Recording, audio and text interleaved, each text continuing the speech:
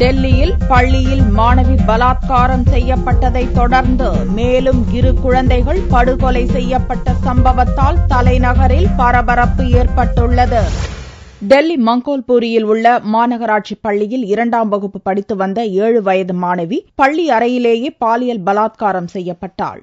இந்த சம்பவம் அம்பலமானதும் சிறுமி மருத்துவ பரிசோதனைக்காக மருத்துவமனையில் சேர்க்கப்பட்டாள். இந்த கொடூர சம்பவத்தை கேள்விப்பட்டு கொதித்து போன மங்கோல்புரி பொதுமக்கள் காம கொடூரனை கைது செய்ய கோரி போராட்டத்தில் குதித்தனர். பஸ்களை கல்வீசி தாக்கினர். பள்ளி வாட்ச்மேன் 2 ஆசிரியர்களிடம் தீவிர விசாரணை நடக்கிறது. மங்கோல்பூரியில் மேலும் கலவரம் மூளாமல் தடுப்பதற்காக ஏராளமான போலீசார் குவிக்கப்பட்டுள்ளதால் 2வது நாளாக அப்பகுதியில் பதற்றம் நீடிக்கிறது.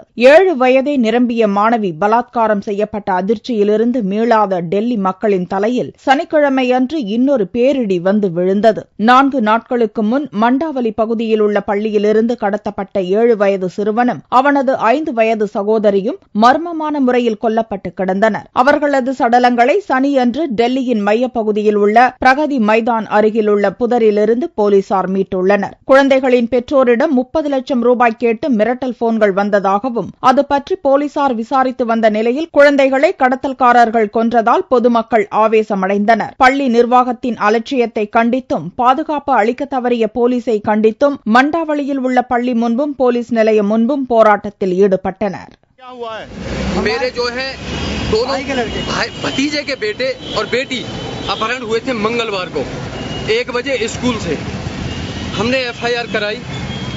FIR में पुलिस की टीमें लगी।